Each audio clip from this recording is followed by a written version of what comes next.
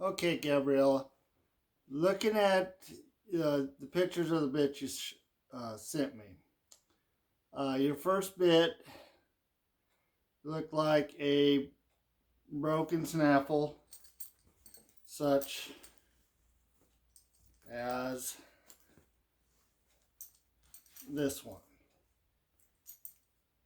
Okay, the only difference in yours is instead of a O-ring or a D-ring or an egg butt or whatever, what you had was a bar, and it's called a bar snaffle, and that bar runs you know, right here in this deal. Now, where you had a problem, now your horse, what I have found is doesn't really like the single break. Okay, there's some horses that just they don't, and we've now figured that out, and that's why the dog bone has come to play. Um, Now with that single break there, when you pull on the reins or apply pressure, it does that, and that puts more of the pressure on the bars, and it also puts this up in the mouth, which usually goes to the top of their. Well, it doesn't make it to the top, but it pinches down in there. Your horse doesn't really care for that. Now, I will tell you, the protectors that you had on that bit, take them off, because in a snaffle you're losing your effectiveness with those bumpers, and it's pinching in on the mouth. So this bit fits right in your horse's mouth, and the width is right. With those bumpers in there, you virtually take it in about like my fingers did, and that now is pushing on the side of her mouth, going like this. Okay, so it's holding in there. So it's always got pressure, and it never releases. And these snaffles like this, they're a direct rein. Okay, so when I pull on this rein, it pulls on this side of the mouth. Okay, and that teaches her to go away from pressure. I pull over here, it pushes over here, and it turns her head just like that. Okay, so when you cover that, the other thing those protectors are doing is it's covering up the communication to your bit, because it's now, instead of this bar pushing here, it's a flat surface that's just pushing. So it's like, it's like wearing spurs. Spurs don't make your horse go faster. All spurs do is make this area that we ask a horse to do everything in, and it's like taking, it's virtually the size of your hand here, and you take the heel of your boot and you say, move your hind end, move your front end, move your side. Okay, now you're like, okay, yeah, you got it there, and there. There's 3 spots. The spur puts separation in there. It's move this hind end here. Okay, so when you're covering up that whole hand, he goes, well, am I supposed to move my rib cage or am I supposed to move my butt? Okay, so you got 2 different options. Where the spur puts it right here. Oh, that spot, that little bitty spot is move your hind end. Okay, so it's clear communication, and that's what your bit is doing. Your bit is sitting there and saying, move it over. Now, that's the kind of bit that it looked like in that picture. It did not look like a shank bit. Your second bit was a shank bit, similar to this one. Now, this one has a longer shank, but it's similar to this one. Now, this is dog bone, of course. And now, the reason that your horse didn't work in it is because she wasn't ready for this. Okay, Now back to what I was saying with that snaffle. It's a direct rein. When I pull on one side, it pushes with the other, and that horse goes away from the rein. Okay, and the force that I put on that rein never gets any greater unless I just really pull hard. Okay, and we don't want that. We want them to be soft, so we start out soft. With these, it's a leverage. Okay, this bit is designed to apply leverage to it. Where you run into problems with your horse not ready for this is when you apply leverage, okay, she doesn't know to go away from it, okay? And you've got the curb strap on here and all of that. There's too much going on in this type bit that she doesn't understand yet. She's not ready, okay? We haven't taught her what to do with our feet to show her where we want her to go, okay? When we start these colts, we start by leading their nose, okay? If we can get their nose to go over here, usually we can get their body to follow, okay?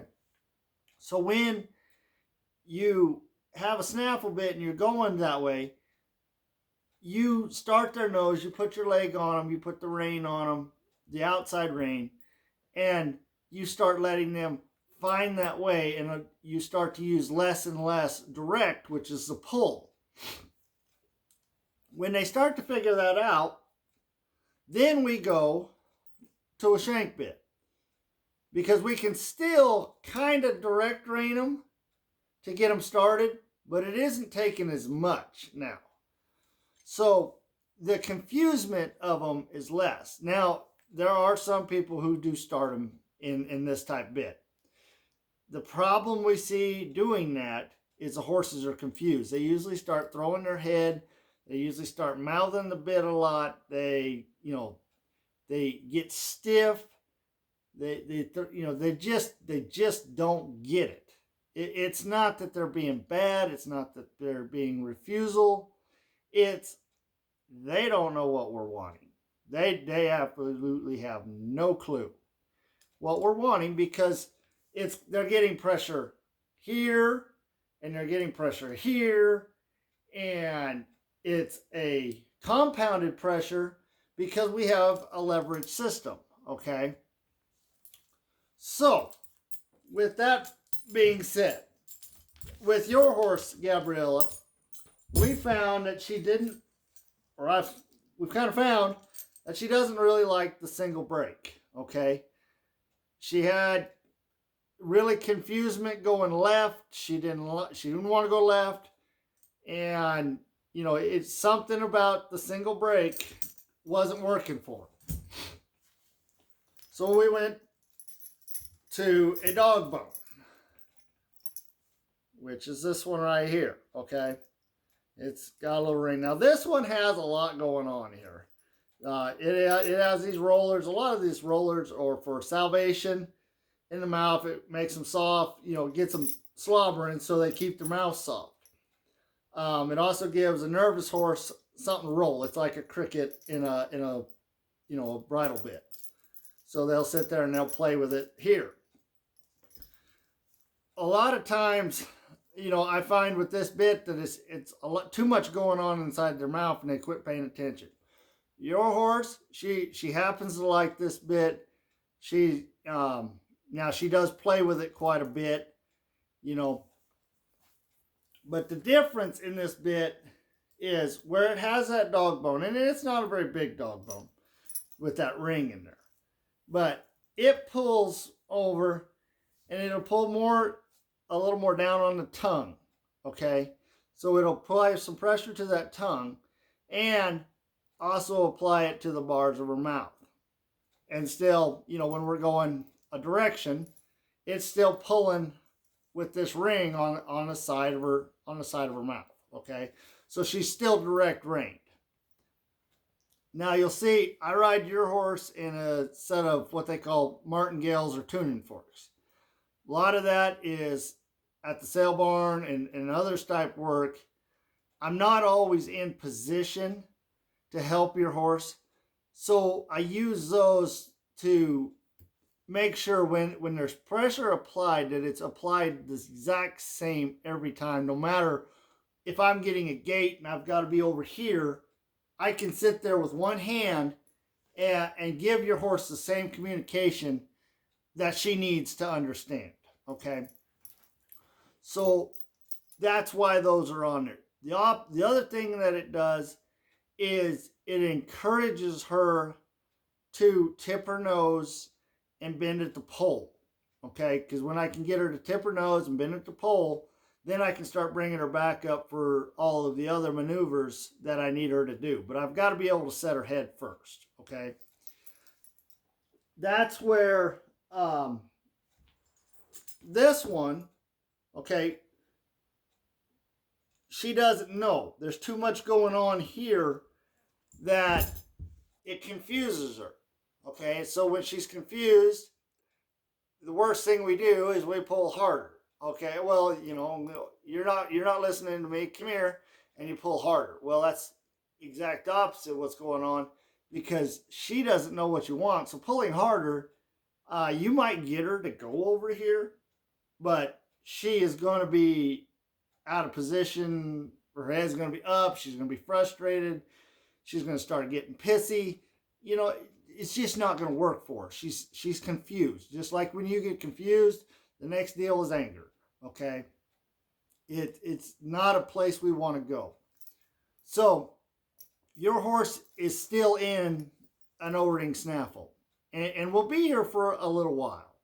Okay, until she starts figuring out what my legs are doing. Okay, now she side passed today beautifully. Okay, so she's starting to figure out that my legs are actually meaning more than my hands. And my body, you know, when I sit down, when I move over, you know, and I'm putting pressure on her body in other places, that's starting to mean something. And I'm not having to rely on this as much. Okay, we're not leading by her nose, we're starting to push her body around. When we get to where we can push her body around 80% of the time, 75% of the time, okay, a little over half of the time, then we'll introduce the shank or the leverage bit,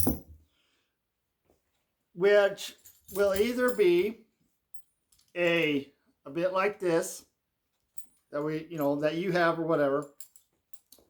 More than likely, what I've been going through with the majority of the horses that I've taken in and done is I do what this Billy Allen here. Now, this can be used one of two different ways. You can use it as a leverage bit or you can use it as a signal bit. Now, a leverage bit is I would pull, and apply leverage. Okay? I have found that with this bit, you can actually use it as a signal bit because you can set your hands and drive into it until they find a balance point, and this bit is really balanced.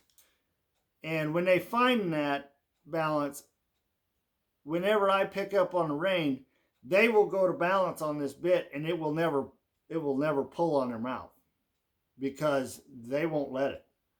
They will tuck their nose, they will set their head where I say I need it, and they will keep it there because this bit will sit right in their mouth and not even touch it. They'll be slack in the reins and their nose will be tucked. They will not pull on it. And it doesn't do it by pain or anything like that, of course. Now, the thing with these Billy Allen bits, now this one's getting kind of wore out. So it's got more movement than the other two. I've got like 5 or 6 variations of this bit. This is a Dutton. But you notice that's all the farther that it'll bend. Okay. So when we pull in there, it will not. It'll stay on the bars and it'll lay across that tongue, and they'll get to where they keep this on the tongue. They want it there because that's where it's neutral. It's not telling them to do anything. They go to there and it says, okay, if I put my head here, it's just sitting in there and I can suck on the sweet iron all I want, okay? Now, it's movable this way. So I can also pick this side up and set the side in more of your direct rain. I can still do that in this, because I can set that up and bend that head, okay? So this, hopefully, is what your horse will go into.